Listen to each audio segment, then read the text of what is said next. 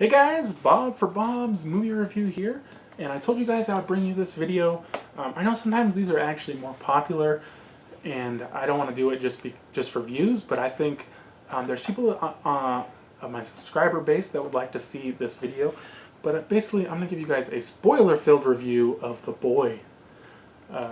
In my review, I couldn't say a lot because you give away too much in this movie if you give away many of the details. But in this warning, in this video, I'll give away all the details, all the spoilers. And so if you guys don't want to see the spoilers, I will definitely leave a link in the description with just the regular review where I don't give away the ending, I don't give away the entire plot. But in this one, let's just go over it. The Boy. So this woman comes from the United States to be a nanny in England, I believe, for this older couple's child. Now right away, when you see them, they're like, I would swear, at least 70. And I was like, something is not right here. Why are these people so old? And they have a small child? And you are slowly introduced to Brom. Brom? I think it's B-R-A-U-M or something, Brom. And you find out he's just a doll. Now, that doll's face is creepy. That is the best thing this movie has going for it, is that the doll's face is creepy. Now, you come to find out that their son died 20 years ago in a fire. And then, slowly later, it's revealed that some girl went over there for a play date. She ended up dead. And then that same day, he ended up dead in a fire. Now, we'll go back to that later. I don't want to get to that yet. So, you believe as some sort of coping mechanism, they just pulled out this doll and said it was their son and kind of treated him like it was their son.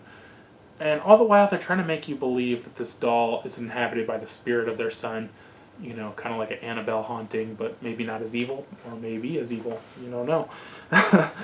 Just slowly, like she sees the doll start moving, she hears footsteps, doors I think open and close, the doll moves around, and she kind of comes to think that, hey, the spirit is in this doll, I'm going to take good care of this doll because it's this kid. And oh, of course she lost a baby or something.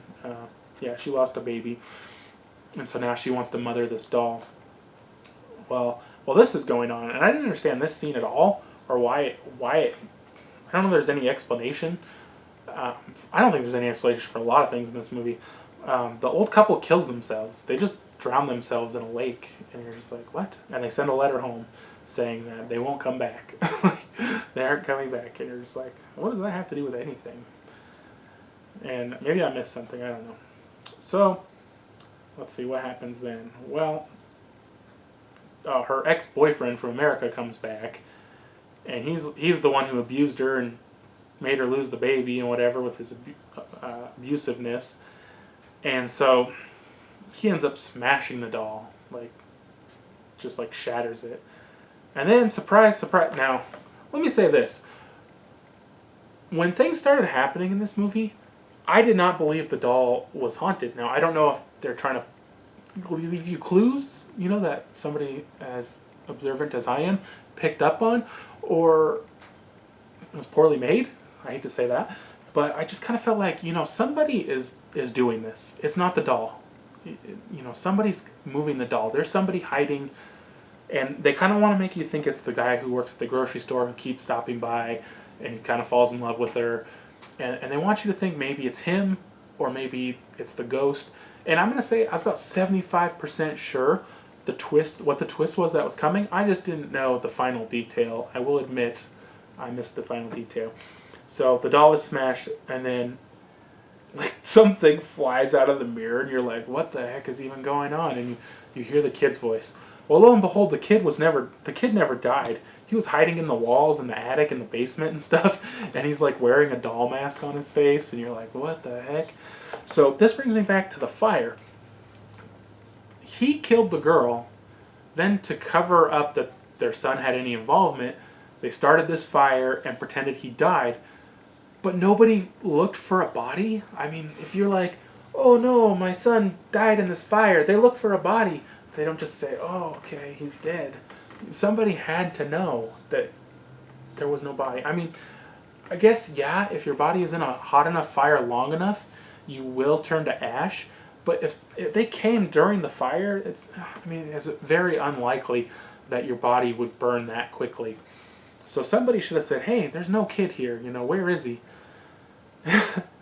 and then they never give like any kind of motivation for the doll. Like, why did they come up with the doll? If they knew their son was hiding in the walls, why did they have the doll? Why did the son wear a doll mask? Where did this whole obsession with a doll come from? That's something I would have definitely answered just somehow.